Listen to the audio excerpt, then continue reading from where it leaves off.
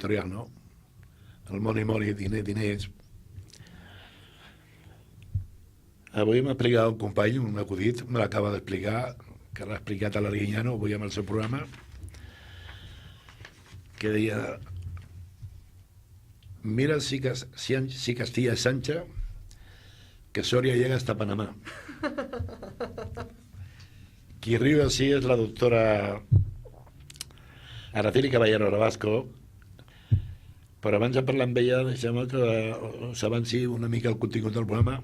En primer lloc ho farem amb la doctora Araceli Caballero Rabasco, que és metgessa adjunta de la unitat de pneumologia i al·lergies pediàtriques del Servei de Pediatria de l'Hospital del Mar, és membre de la Societat Espanyola de Pneumologia i Pediatria, experta en al·lèrgies, sobretot infantils, a més d'altres problemes respiratoris, com per exemple l'asma. És un tema que ens agafa molt de ple amb aquests dies de primavera que acabem tot just de començar i que afecta a milers i centenars i milers de persones, no? Deia, parlarem de tot tipus d'al·lèrgies i sobretot també de la malaltia de l'asma, si és que ella ho quantifica com una malaltia, no? Més tard ho farem amb en Jaume Castro. Jaume Castro és el president responsable a Catalunya de la comunitat de Sant Isidre.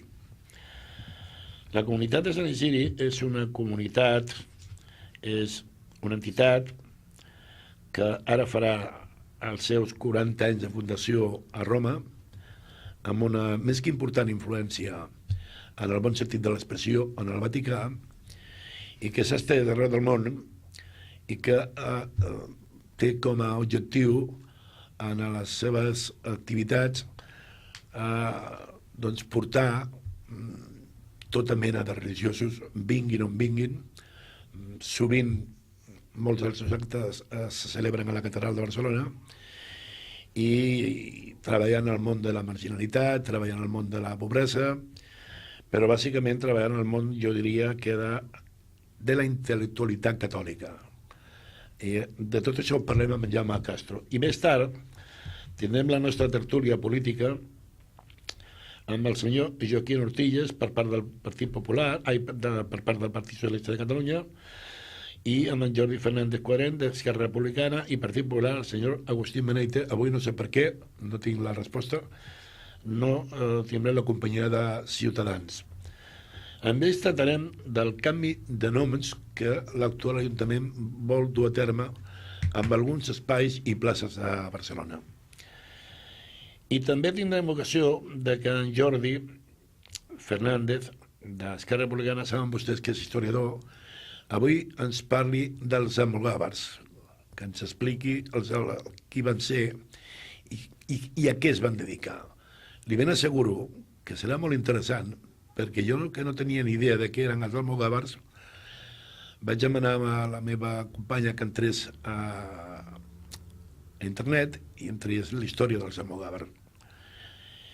I home, si volem canviar noms, potser que canviem alguns, que dediquem, o que Catalunya, en el seu conjunt, ha dedicat a alguns personatges que estaven en els almogàvers i que jo, després del que he llegit, i espero que Jordi estigui d'acord amb mi, eren veritables sanguinaris, assassins.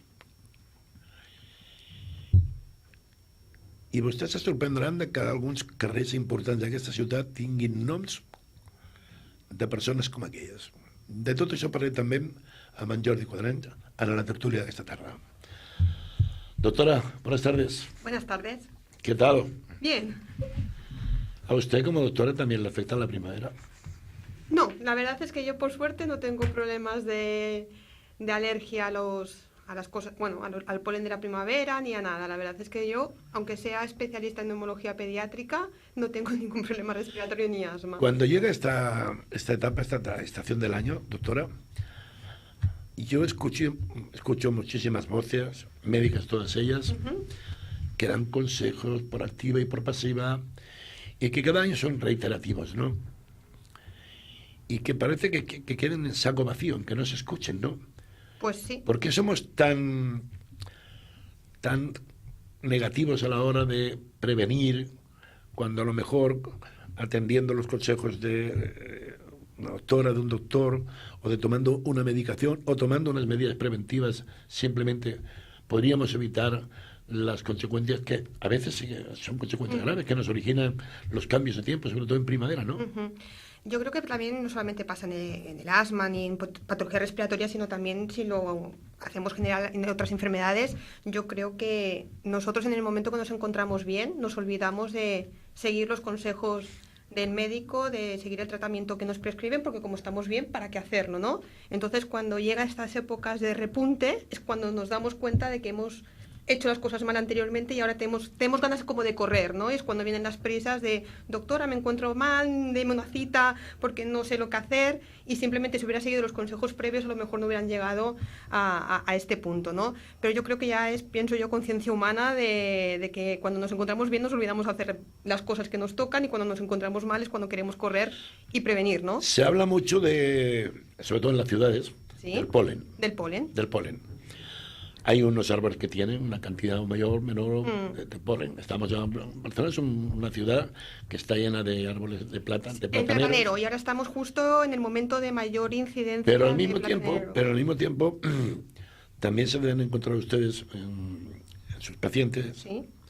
Gente que te dice, yo es que antes no era alérgico a la planta del tomate, o yo no era alérgico a la planta de la lechuga, o yo no... Y noto que ahora cuando toco eso, gente que tiene un huerto fuera, en mi caso, por ejemplo, yo padecí un proceso clínico que me tuvo 1 año y medio en el hospital, y a partir de aquel momento, y yo empecé a detectar que cuando yo toco las tomateras, las 4 que planto para mi consumo, yo noto que ahí está pasando algo, ¿no? Es decir, no solamente en la ciudad uno tiene la posibilidad de padecer esos síntomas de la primavera, sino que incluso cuando queremos que estamos en plena naturaleza, ya no hablamos del Amazonas, ¿no? Donde allí el peligro es mucho mayor, ¿no? Sí. Pero cuando estamos... No, es que eso ahí no ocurre. Yo ahí no tengo asma, no sé qué. Se ha visto en los últimos años, a través de estudios epidemiológicos, que está aumentando la incidencia de asma también en zonas tropicales y en zonas que en principio se suponía que la incidencia era baja. Pero yo creo que es un tema de que se está diagnosticando, de que se está estudiando. Referente al tema de las alergias, es un tema sobre todo de exposición. Es decir, por ejemplo, aquí no tendremos niños o pacientes que sean alérgicos a la olivera, ¿no? Al árbol del olivo. Es uno de los más destacados y que más problemas... Pero en cambio, si nos vamos a Andalucía, cuando llegue junio, hay una incidencia súper alta y una prevalencia muy alta de pacientes alérgicos a la olivera, ¿no?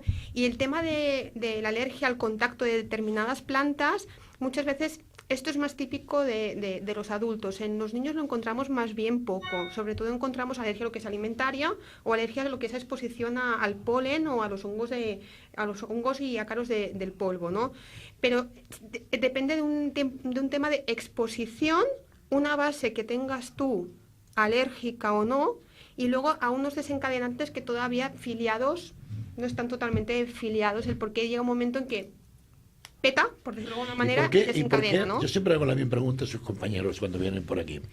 ¿Por qué a nuestros abuelos estas cosas no les pasaban o creemos que no les pasaban? A ver, se cree, primero, o que no se estudiaba y que ahora se estudia más, y también porque se cree que en los últimos años ha habido un cambio, sobre todo en el estilo de vida, ¿no?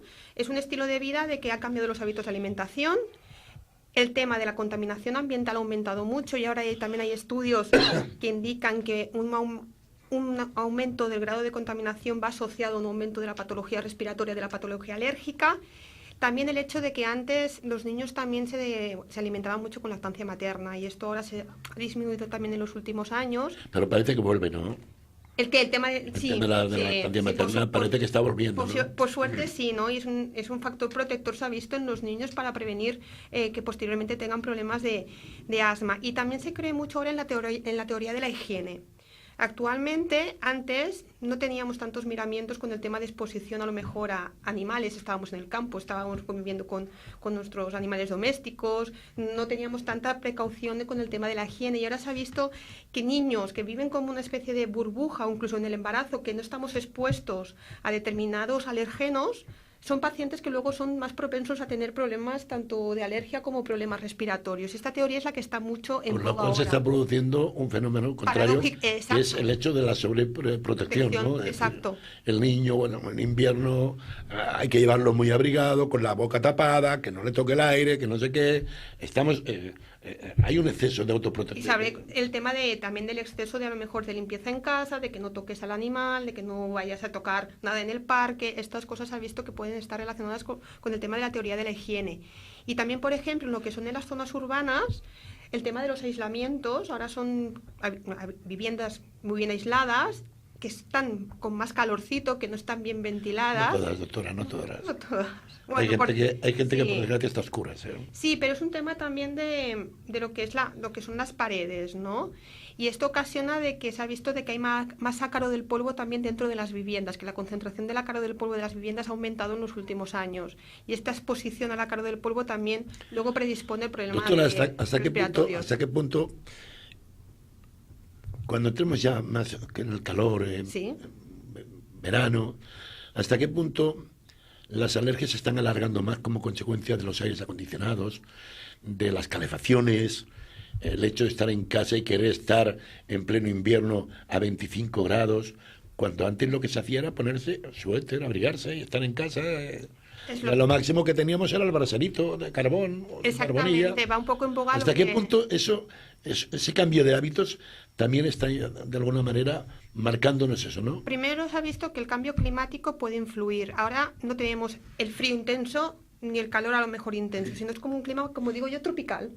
Y este clima tropical favorece mucho el tema de que tanto el polen como los ácaros del polvo estén como forma como más duradera en el tiempo. Y en las viviendas pasa un poco lo mismo, ¿no? Yo siempre les digo que un exceso de humedad en casa, por un tema de aires acondicionados, de que no estén bien con los sistemas de humidificación de deshumidificaciones correctos, o un extremo de el ambiente muy seco por las calefacciones, al bronquio, a lo que es la mucosa respiratoria, no le sienta bien esos cambios de temperatura. Porque estamos en un sitio muy calentito y luego salimos a la calle, a lo mejor ese impacto de aire más frío o aire más caliente que no se acorde a lo que has estado en tu vivienda, esto al bronquio le sienta muy mal y se cierra, ¿eh? Yo no sé si usted habrá tenido la ocasión de comprobarlo, pero cuando uno va a un espectáculo público, sobre todo cines, y llega en pleno verano, te metes en la sala y dices, aquí hace frío. Y luego sales y te encuentras con aquella bofetada de 40 grados. Sí. Es decir, esos cambios ocurren en invierno también, ¿no? Sí. Calefacción y frío en la calle. Esas bofetadas tan impactantes. Eso no es un tema de alergia. Yo a veces pienso, esto tiene que repercutir negativamente en nosotros como seres humanos, ¿no? Sí, y no tiene nada que ver con un tema de alergia, es simplemente un tema de cambio brusco de temperatura. Se ha visto que uno de los desencadenantes de crisis de asma, crisis de rinitis, puede ser los cambios bruscos de temperatura, porque el bronquio tiene una humedad y una temperatura acorde, ¿vale? Y mantenida. Si los ponemos a un aire, por ejemplo, muy frío, ¿vale? Al bronquio le sienta muy mal y empieza a secretar moco y a inflamarse y al final se cierra. O bien te corta la respiración. Sí, exacto. Porque yo soy de los que cuando intento poner el aire acondicionado o la calefacción en el coche... a toser. Sí, y además me cuesta respirar, ¿no? Porque se reseca. Ese aire frío que no está humidificado reseca mucho la mucosa respiratoria. Y esto es lo que le comento. Hay unos neuroreceptores, hay unas células en el bronquio que se estimulan y provocan que, primero, se inflame la mucosa del músculo y al final un bronquio que es así redondito sea más pequeño y entonces dificulta la salida del aire y además secreta moco. Y entonces tienes una sensación de que no puedo respirar porque es que estoy cerrado. Y empiezas a toser, o incluso a veces hay niños que empiezan a pitar. Porque es eso, porque tienen dificultades. Y siempre les digo, por ejemplo, que si están en un sitio muy caliente, cuando salgan a la calle con su bufanda o bien tapaditos para que no haya ese cambio brusco de temperatura y que en casa pues haya una temperatura normal. ¿Qué le induce a usted a pensar cuando le llega un paciente? Sí. O por llamarlo como a mí me gusta expresarlo, un usuario de la sanidad pública. Vale. Que creo que es más correcto. Paciente cuando uno está ingresado. Hasta que uno en la iglesia está haciendo uso de la sanidad pública. No, me lo decía algún compañero suyo del hospital que me decía, es más correcto decir el usuario de la sanidad pública, ¿no? Y además, tal como la demanda que hay, creo que lleva toda la razón. ¿Qué le lleva a usted o a alguno de sus compañeros a pensar que un paciente o un usuario de sanidad que se presenta en la consulta puede ser un hipotético caso de alergia o de algún tipo de alergia determinada. ¿Qué sintomatología le lleva a pensar que puede ser una persona que esté padeciendo algún tipo de alergia? Yo las preguntas que hago... Porque lo que escuchamos en la calle me lloran los ojos. Es que noto picores en la espalda. Es que me pican los brazos. Es que no sé qué. Y, bueno, ponte por talquistina, ponte no sé qué. O esto los ojos, mírate a la vista, ¿no? Y damos 100 pasos. Hasta que llegamos a... Normalmente las preguntas básicas que hago, que tanto sirven para niños como sirven para adultos, es... A nivel de lo que es la alergia de nariz y ojo, siempre les pregunto, ¿les pica la nariz? ¿Tiene estornudos por las mañanas? Es decir, lo típico que te despiertas por la mañana y no paras de estornudar. ¿Tiene la sensación de nariz siempre tapada, como si estuviera resfriado? ¿O la huilla del moco que siempre va con el pañuelo? Y al nivel de los ojos, ¿le pican? ¿Se les pone rojos? ¿Le lloran? ¿Le lloran? ¿Vale? Pero normalmente siempre asociado también a un poco de tema de nariz, ¿vale? Esos son los síntomas básicos de rinitis alérgica o no alérgica, porque también hay problemas de rinitis que no sean alérgicos. Y a nivel de patología respiratoria, para ver si un paciente puede ser asma, primero es que haya utilizado el Ventolin, el salbutamol que todo el mundo ya conoce en el caso de que ha tenido sensación de falta de aire, pero ¿usted tose por la noche? Cuando corre, nota que le falta el aire. Cuando, por ejemplo, sobre todo los niños es muy típico, cuando los niños empiezan a saltar, a jugar, a reír o a llorar, comienzan a toser y no paran de toser. ¿Ha tenido que estar ingresado alguna vez porque le ha faltado el oxígeno, porque le ha costado respirar? Estos son síntomas que van muy asociados también a lo que es el asma, y si van acompañados de tema de nariz y de ojos, seguramente también a un asma alérgico. ¿Las alergias son patrimonio de la edad? ¿O nada tiene que ver la edad? A ver, la verdad es que en los niños, del 30 al 70% de los niños que yo trato en mi consulta, más el 70%, ¿vale? Según las guías, pero en mi experiencia, más del 70% de los niños que yo trato en mi consulta con problemas de asma son alérgicos. Y es una enfermedad que empieza desde pequeñitos. La verdad es que el adulto que ya se presenta con alergias, alguna sintomatología a partir de los 8 o 9 años... Seguro que la había tenido. Lo que pasa que a lo mejor o era leve o no se había apreciado, ¿no? Sí que es verdad que también hay debut en la vida adulta, ¿no?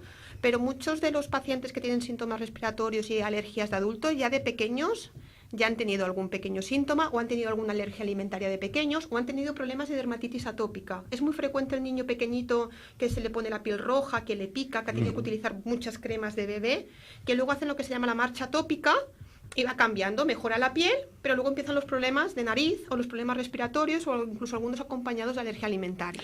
Doctora, tengo una pregunta que le hago a todos sus compañeros, porque no hay que olvidar que estamos en un territorio que tiene una influencia de migración.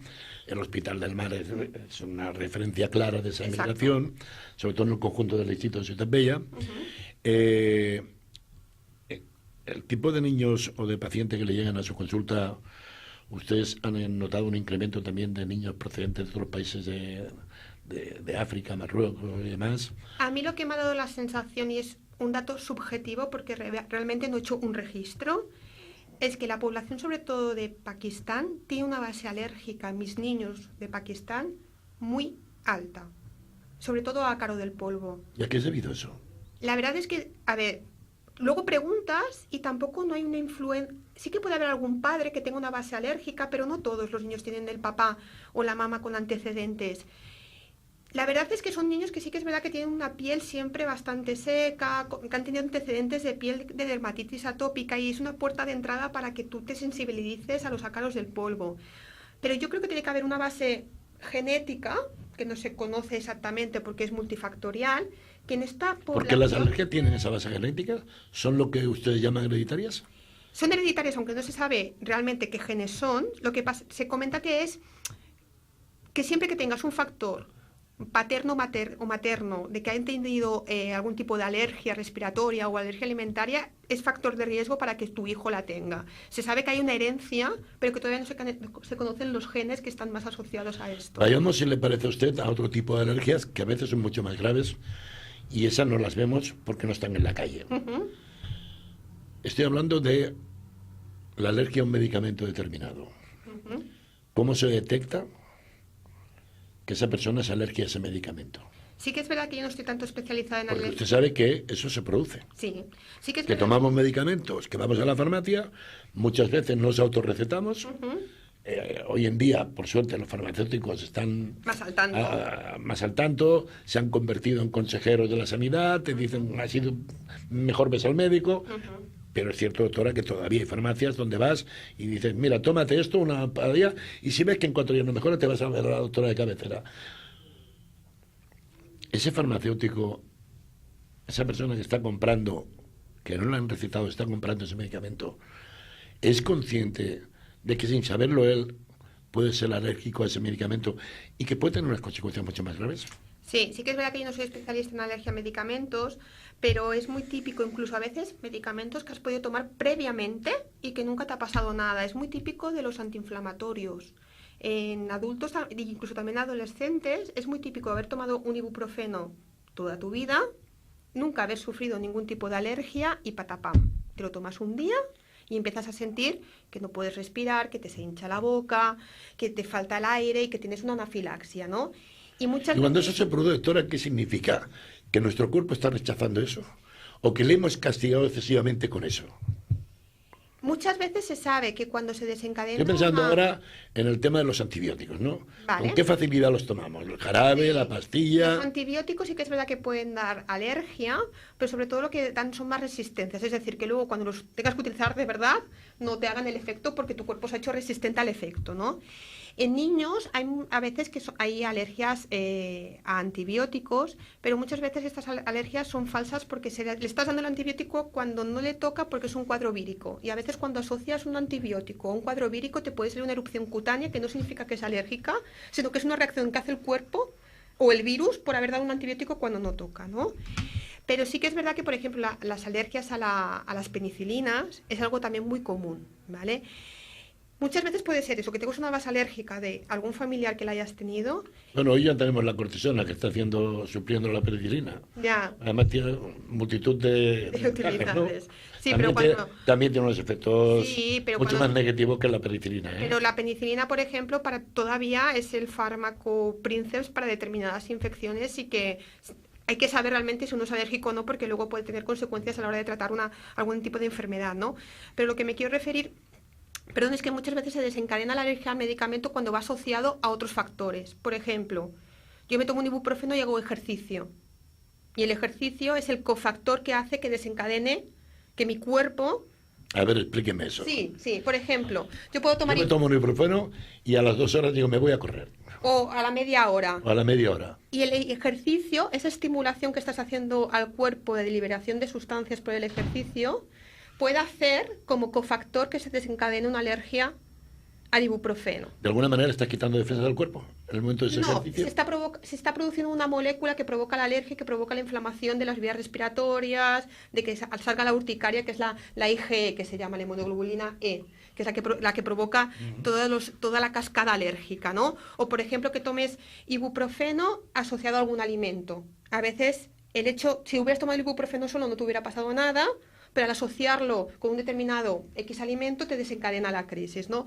La alergia a medicamentos es una variante bueno, es una subespecialidad, digo, para mí es una subespecialidad de la alergia muy importante porque intervienen muchos factores multifactoriales y la verdad es que me meto en un terreno que no es lo más específico. Déjeme, ¿no? porque un compañero me ha dicho, hazle una pregunta, así rompes la seriedad de la entrevista. Sí. ¿Se ha encontrado usted con algún caso de alergia a la política? Yo creo que estoy cogiendo alergia a la política, Acérquese un poco. Perdón, yo creo que estoy cogiendo yo alergia a la política, La verdad es que de los últimos meses es que te da ganas de decir, bueno, cuando se aclaren... De todas maneras, doctora, y el tema lo vamos a abandonar, política hacemos todos. Sí, Una cosa es hacer política y la otra es vivir de la política. sí. Yo me refería a los que viven de la política. Pues sí, la verdad es que... Porque política al final la hacemos todos. Yo hago Cuando política. usted en va al consulta. colegio de médicos a elegir al presidente de su colegio de médicos, usted está votando, va a votar, está haciendo usted hace política. Y en diferentes ámbitos, porque yo en mi consulta puedo decir que también estoy haciendo política porque estoy intentando que un paciente haga lo que en principio pienso que debe de hacer. En ¿no? el momento en que usted desde desde la responsabilidad que tiene, está intentando educar a ese usuario de la sanidad, está haciendo usted política, exacto. Está impartiendo cultura Exacto. sanitaria en este caso, pero está usted intentando, que no siempre lo conseguirá, educar a esa persona, ¿no? Es difícil educar, ¿eh? Es que educarnos a los españoles siempre ha sido difícil. Sí, pero la verdad es que a lo mejor un paciente que ves... Siempre tenemos esa frase favorita nuestra, esta no se entera, esta que se ha creído, o este que se ha creído, ¿no?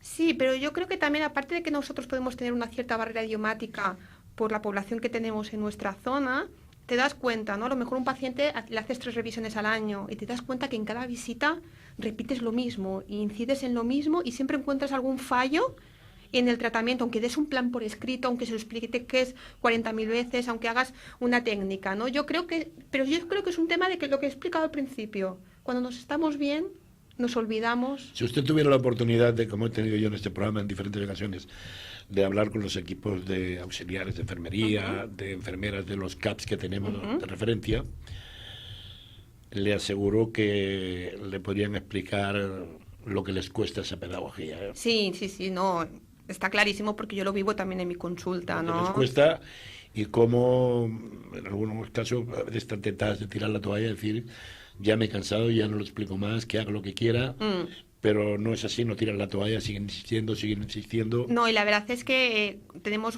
nosotros a nivel de pediatría tenemos muy buena relación con los CAPs de referencia y con los pediatras de referencia, y siempre estamos en contacto por mail y nos decimos y preguntamos. Además, son sus compañeros de la medicina, lo que conocemos como medicina general. Exacto. Antiguo médico de cabecera, ¿no? Sí, sí. Que no sé por qué le llaman de cabecera, si nunca estaba en la cabeza de la cama, pero bueno. Pero será que siempre me ha llamado la atención. Antiguamente. Había muy buenos médicos en Ciudad Bella, estos de cabecera, que iban a domicilio a visitarte, sí, y te seguían al niño desde que nacía hasta que se iba a la mili. Eso era así. Pero bueno, las cosas han cambiado. Las cosas han cambiado muchísimo, y la verdad es que hoy hay muy buenos profesionales en medicina general que también están teniendo ese papel yendo a los domicilios, ¿no? Sí, sí. Volviendo al tema de las alergias, hablábamos de otro tipo de alergias. Doctora, hay una alergia, un tipo de alergia, que cuando se produce, esa te lleva a urgencia, que es la que cuando ingerimos algún alimento, o bien porque nuestro cuerpo ignora que es alérgico a ello, o bien porque el impresentable de turno te ha vendido un producto que no está en condiciones. ¿Cómo podemos de alguna manera prevenir, sobre todo en ese producto que te lo están vendiendo tan barato que a ti no te hace sospechar que como que Neverluza está tan barata si antes de ayer estaba al doble de precio, ¿no?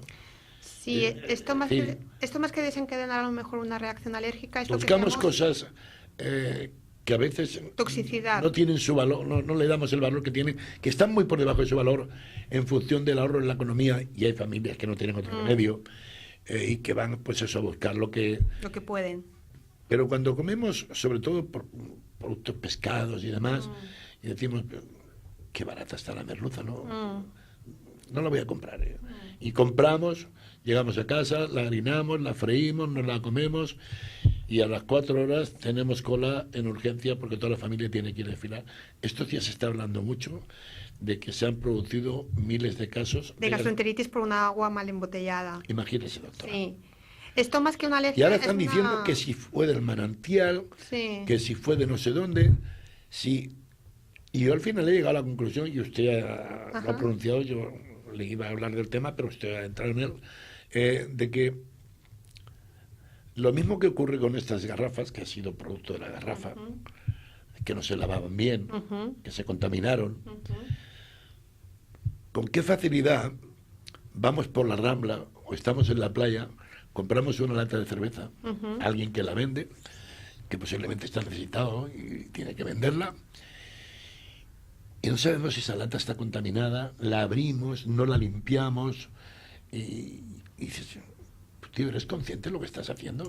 Sí. Ese simple gesto de comprar algo que no ha pasado por unos controles higiénicos sanitarios, y con qué facilidad nos entregamos a esa compra fácil, ¿no? Sí, la verdad, esto más relacionado con la alergia, como le comentaba, era más a nivel de toxicidad alimentaria, ¿no? De bacterias. es un tema de que un pescado que no está bien conservado, que no está bien refrigerado, crece bacterias. Hay incluso a veces en la televisión he visto algún programa, algún estudio que mostraba que la carne, incluso la carne envasada, cuando se abría al cabo de 24 horas, ya se podía ver algún tipo de bacteria en la superficie, ¿no? Lo que se tendría que hacer era ir al mercado, comprar lo que tienes que comer y consumirlo ese mismo día, ¿no? Pero es que al final vivimos en una sociedad que se ha creado un tipo de hábitos en que como los que tienen suerte trabajan los dos y por lo tanto la compra se hace una vez a la semana. Exacto, y lo guardamos. Y tenemos una nevera, yo lo meto en el congelador, pero ¿cuánto tiempo lo tienes en el congelador? Porque tú no tienes un congelador. Un congelador es otra cosa. Sí, el grande. Y lo tenemos ahí un mes, la merluza, pero yo la congelé. Claro, pero es que, oiga, no, pero es que tiene 4 estrellas. No, pero es que lo que usted tiene no es un congelador. Usted ese pescado lo puede tener 15 días ahí y no más. Yo creo que no somos conscientes y luego vienen los problemas pues de gastroenteritis, infecciones sobre todo a nivel gastrointestinal que a veces nos pueden llevar a urgencias y a veces pueden tener un desarrollo no muy favorable. La verdad es que tendríamos que cambiar los hábitos. ¿Una comida cocinada es más fácil de contaminar que algo que se congela crudo? Uy, buena pregunta. Una comida cocinada que congelas. Ah, cocinada que congelas. Es decir, yo por ejemplo hago la carne, hago y la congelo. Sí. ¿Es más fácil de contaminar una comida que ya se ha cocinado a algo que has congelado en crudo? Sí que es verdad que cuando cocinas, por ejemplo, sobre todo lo que es el pescado, muchas el anisakis, por ejemplo, lo matas. El pescado... Estamos hablando de los boquerones. Exacto. Del seitó. Del seitó. Cuando congelas, el anisakis muere con la congelación y el pescado, pues el atún o el salmón, si lo cocinas a temperaturas altas también desaparece el anisakis. Fíjese, ha nombrado usted un virus que lleva el boquerón, el seitó, y yo a veces me pregunto, pero si en este país llevamos años y años y años pidiendo boquerones en vinagre en los bares. Y nadie lo congelaba y nadie no sé qué, y ahora nos hemos enterado de golpe que el seitó té un contaminant que es diu anisakis, que es un tipus de paràsit. La verdad es que yo creo que es porque antes no se sabía. Yo creo que es un tema de que a raíz de a lo mejor en una determinada época de un aumento de casos se empezó a estudiar qué tipo de parásito contenían las cacas y se vio que tenían, por ejemplo, pues anisakis. Y entonces empezó a estudiar de que estaba presente este tipo de parásito. ¿No será, doctora, que entonces no teníamos nuestros mares tan contaminados? Pues seguramente una cosa sea esa. Y también yo pienso que más puede ser esto, ¿no? Y de que han cambiado un poco también la flora y fauna que hay también a nivel del mar, ¿no? Y esto también puede haber influido. La verdad es que exactamente no se lo puedo decir, pero ha habido casos graves de gastroenteritis por anisakis. Entonces, por ejemplo, en niños se recomienda siempre pues dar lo que es el pescado cocinado, no dar pescado crudo. Y que es el seitó, ¿vale? Congelarlo previamente. ¿La alergia será por igual en hombre y mujer?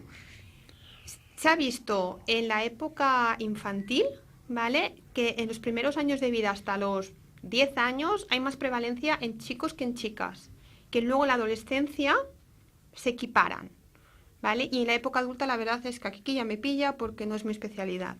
Pero, por ejemplo, yo lo que tengo, hay estadísticas, ¿no? Epidemiológicas y también lo que veo en la consulta, que es hasta los 10 años veo más niños que niñas. Doctora, ¿se puede ser alérgico a un beso de tu compañera? No, lo digo en serio. La segregación de la saliva de tu compañera o la tuya misma podría originar esos herpes que a veces salen en la cara y vas al farmacéutico y te dice... Pero esto ya es más por contagio vírico, ¿eh? No creo que sea más... No tiene nada que ver con la alergia, es contagio vírico. Tiene más pinta de contagio vírico, exactamente. La típica enfermedad del beso, que es la mononucleosis que llamamos actualmente, es contagio de un virus. Pero es que al final nos vamos dando un beso. Nada, en la mejilla hay que ser castos en esta vida. Oiga, pero ser castos nos va a llevar al final en que si ya tenemos pocos hijos, pues... Menos todavía, ¿verdad? Al final vamos a entrar en una dinámica que... Bueno, pero como ya está cerca la época robótica... Sí, ya mismo acabaremos teniendo niños robots. Su consulta, doctora, es de las más visitadas en cuanto a consultas a volumen a nivel de... Consultas externas. Sí. Es la de la seguida de gastroenterología, de problemas gastrointestinales, pero la mía es la que tiene más volumen de pacientes. Sí, sí, junto con mi compañera que hace más alergia específica alimentaria, de problemas de piel, somos las que tenemos más número de demandas y sobre todo más lista de espera. En el campo en el que usted trabaja, ¿cómo se encuentra en este momento la investigación científica? La verdad es que En el que usted trabaja en concreto. en mi hospital. En el campo que usted trabaja. En el campo. No, en los últimos La años. especialidad que usted trabaja. En los últimos años han aumentado mucho los estudios, sobre todo estudios a nivel epidemiológico para conocer un poco la incidencia y los factores relacionados con los problemas alérgicos y del asma. También estudios a nivel de mejorar el diagnóstico, ¿no? Por decirle alguna cosa así más concreta, por ejemplo, en el diagnóstico tanto de la alergia alimentaria como alergia respiratoria, ya vamos a buscar la molécula a la que es alérgico, la proteína a la que es alérgico, para intentar optimizar mejor los tratamientos, ¿no? Por ejemplo, por decirlo de una manera, tengo un paciente con alergia múltiple a alimentos y a cosas ambientales como el platanero, los ácaros, y dices, ¿a qué le trato? ¿Al platanero, a los ácaros, a las gramíneas? ¿A qué le puedo tratar? Pues ahora hay estudios específicos que te pueden decir si eres más alérgico a una cosa o a otra, para que si le podemos ofrecer una vacuna para la alergia, sobre todo a nivel ambiental, podamos tratarla de forma más ¿Hasta qué precisa. punto le marca la calidad de vida a una persona, como en el caso que usted acaba de nombrar? Alérgico a 3 o 4 cosas. ¿Hasta qué punto le marca la calidad de vida, ¿no? Primero, le marca porque en la escuela tienen que tener, sobre todo lo que son niños en la escuela, tienen que tener un protocolo de actuación en caso de que sufran una alergia alimentaria. Tienen que llevar su adrenalina siempre que se la puedan administrar en el colegio. Tienen que tener mucho cuidado, a lo mejor, de cuando vayan a un restaurante o si compran la comida en el supermercado, de ir mirando las etiquetas para que no contenga gluten. Más que gluten, por ejemplo, que no contenga trazas de huevo o trazas de leche, a lo mejor que es alérgico. La alergia al huevo y la alergia a leche es muy típica del niño pequeño, ¿no? Eso se da más en la infancia. La clásica bollería que venden en los bares y exacto. En estos. Si, por ejemplo, es alérgico al marisco, que cuando vayas a un restaurante no hayan hecho en la misma cazuela previamente marisco, y aunque tú pidas otra cosa, si se mezcla, claro, he estado en contacto el marisco, y si yo lo como, puedo tener una reacción alérgica. O sea, que te limita a veces mucho lo que es tu vida cotidiana normal respecto a una persona que no lo tiene. Y a nivel de lo que es la alergia respiratoria, del tracto respiratorio, a lo mejor en esta época son niños que no pueden salir a la calle, porque en cuanto salen a la calle empiezan a estornudar o pueden desencadenar una crisis de asma porque son alérgicos al platanero. ¿Las alergias se pueden convertir en crónicas o pueden ser de alguna manera curadas? El asma, y concretamente el asma alérgico, es la enfermedad crónica más prevalente en la infancia. ¿Vale? El que es alérgico va a ser alérgico de entrada, y en principio, si no tratamos la causa de la alergia, no se va a curar. Pero lo será también más o menos en función del lugar donde viva, ¿no? Exacto. Por ejemplo, aquí... No es lo mismo vivir en Ciutat Bella que vivir, no sé... Puedo decir en Collserola. Collserola, por ejemplo. Aquí, por ejemplo... El aire es... Pero también es a lo que estás expuesto. Aquí, por ejemplo, serías muy alérgico a platanero, y a lo mejor en lo que ya es Collserola, a lo mejor a la alternaria, que es un hongo de la humedad. ¿Vale? Pero sí que tenemos cosas para hacer para tratar esa alergia. Uno son las vacunas para la alergia, que se llama inmunoterapia, ¿vale? Más conocido por la gente como vacunas. Lo que estamos dando son... A eso se llega cuando se han llevado a cabo ya las pruebas. Exacto. A qué es alérgico que Exacto. persona, ¿no? Entonces, para las alergias alimentarias, ambientales, tenemos las vacunas, la inmunoterapia, que lo que hacemos es que vamos dando cada mes, con un pinchacito o con gotitas cada día, a lo que es alérgico, para que su cuerpo haga todo el efecto contrario, como las vacunas para el sarampión o las vacunas para la tosferina, de que tú te hagas inmune a lo que es alérgico. Y anteriormente, cuando había alergia alimentaria, lo que se hacía era una dieta de exclusión. Por ejemplo, si eras alérgico al huevo, alérgico a la leche, no podías tomar leche, no podías tomar nada de huevo, ni cosas que tuvieran trazas. Te iban haciendo analíticas de control, y cuando se hubieran normalizado los niveles de alergia, te hacen la exposición para ver si ya te has curado de esta alergia. Esto se sigue haciendo, pero ahora también hay otro tratamiento, que es que el paciente que no se consigue eso, es decir, que aunque haga una dieta de evitación, no coma trazas, las analíticas salgan mal, también hay este tipo de tratamiento, que es ir a un hospital, ¿vale? Que nuestro hospital de referencia sería Sant Joan de Déu, se quedan ingresados, y allí le van dando cada día un poco de leche o trazas de huevo, hasta que llegan hasta su dosis tope, a la que su cuerpo, ¿vale?, puede asumir. Y esa es su vacuna. Cada día tiene que tomar eso, para que cuando algún día ese niño vaya a lo mejor a una fiesta y coma un bollo, como ya está tomando su vacuna, que es su vasito de leche cada día, él lo tolera bien y no hace ningún problema de alergia. En el caso de una persona, cuando una persona se detecta cualquier tipo de alergia, de la que usted ha mencionado, ¿no? Y eso se le detecta a partir de los 50 o 60 años. Y antes no lo había sido, o por lo menos no era consciente. O es posible que se haya vuelto alérgico a partir de esa edad. En el niño es grave, ¿no? Porque le estás limitando, ¿no? Y en muchas ocasiones ellos se dan cuenta, ¿no? Pero en el caso de los adultos, el adulto es consciente de que a partir de ese momento va a tener que llevar una línea de vida en función de lo que usted le diga. Si ha sido una cosa leve, es decir, si a lo mejor ha sido simplemente un poco de picor de garganta, una erupción cutánea, puede ser que no haga la dieta de forma correcta. Pero si realmente le ha pasado una reacción anafiláctica de sensación de muerte, porque una reacción anafiláctica tienes una sensación de muerte inminente, estoy convencido de que la hace porque no quiere volver a repetir esa situación, ¿eh? El problema está que también los que la acompañan en su vida, ¿vale?, los familiares sean conscientes de esa alergia.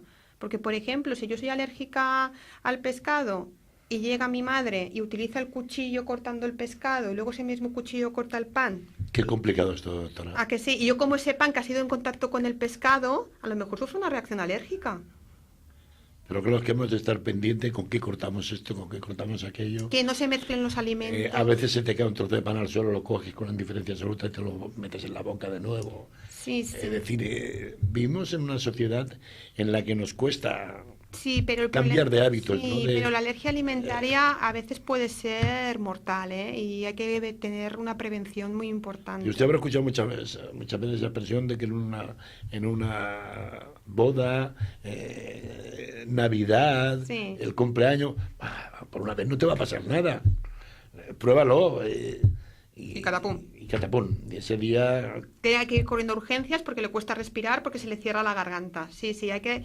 Cuando a una persona que se le diagnostica algún tipo de alergia se insiste mucho en que no tiene que tomar ese alimento, hay que hacerlo a rajatabla porque un día podemos tener un susto bastante importante. El hecho de vivir a caballo entre montaña y mar hace de Barcelona una ciudad más proclive al tipo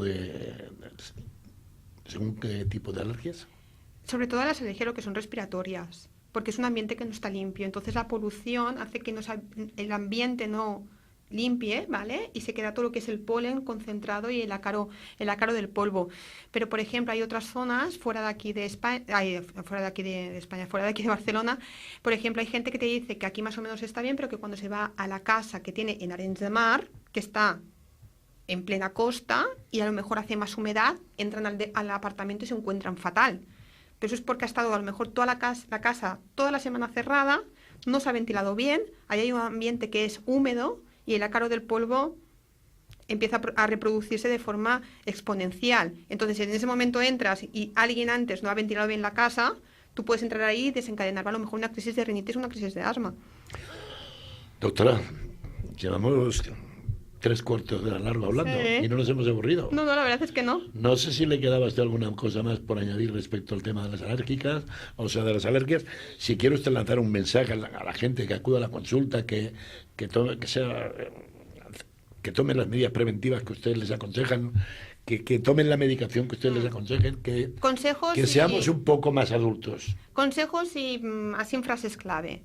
Primero, el tratamiento que un médico le prescriba de base de inhalador se tiene que poner cada día, esté bien uno o se encuentre mal. Es un tratamiento que no se debe de quitar hasta que su médico considere que es el momento de probar para eliminarlo.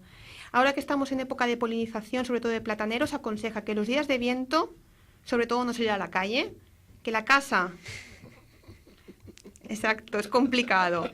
Que la casa esté bien ventilada, pero sobre todo que se ventile sobre todo al mediodía, porque por ejemplo el polen está en el ambiente sobre las 5 o 10 de la mañana, que es cuando se libera el polen, y a última hora de por la noche, como el aire es más frío, cae el polen, el que está en la atmósfera. Entonces aconseja que esas horas hay que evitar que la casa esté abierta para que no entre el polen dentro de casa, ¿no? Que siempre hay que llevar el que es asmático, su inhalador de rescate, el Ventolin, pues si alguna vez tiene una crisis de asma, que se lo pueda administrar. No sé si he visto un caso, y con esto acabamos, doctora, que salió recientemente en un medio de comunicación, en televisión, creo que fue, de una persona que vivía prácticamente en penumbra. Era alérgica a cualquier tipo de rayo del sol o a la luz del día. Ese es el extremo. Salió, lo explicó, sí. Y yo dije, qué calidad de vida, ¿no? Ese es el oscuras, ¿no? A oscuras y con gafas de sol y con mascarilla. Ese ya es el máximo de la expresión de la alergia. Y la verdad es que hay muy pocos casos. Y se cree también que aparte de lo que puede ser alergia alimentaria o demás, asociado a los químicos, ¿no? También es una patología esa muy, muy concreta del especialista en alergología de adultos, y la verdad es que actualmente poco tratamiento hay. Mi última pregunta, al menos que usted tenga algo más que añadir, y ya en un plan más personal. Sí. ¿Tiene usted compañeros en la clase médica que sean alérgicos y le hagan caso a usted? Sí. También incluso mi marido tiene rinitis alérgica y ahora dicen estamos... que el médico es el peor paciente. Sí, es el peor paciente, la verdad es que sí. Es el que nos olvidamos más de tomar los medicamentos. Le da consejos a todo el mundo, pero él se aplica a pocos. Sí, la verdad es que sí. Hombre, yo intento siempre explicarle la medicación que debe tomar. Incluso mi ex jefe tiene un problema ahora de rinitis alérgica y está tomando el tratamiento y le está sentando bien. Usted tenía, no sé si lo llevo a conocer, pero había un compañero de usted, que era una persona extraordinaria, que cuando te decía que no fumes, y tú le decías, pero ¿y tú? A mí me importa una tramecha. Pues puede ser que se haga algo parecido. ¿Qué significa? Que me echa por también a mí me hago. Doctora, ha sido un placer. Igualmente. Muchísimas gracias. A ustedes por invitarme. Porque la verdad es que si teníamos algunas dudas al respecto... Espero que me podría haber aclarado alguna... Totalmente. Y además lo ha hecho usted con una sencillez que yo agradezco que en este programa...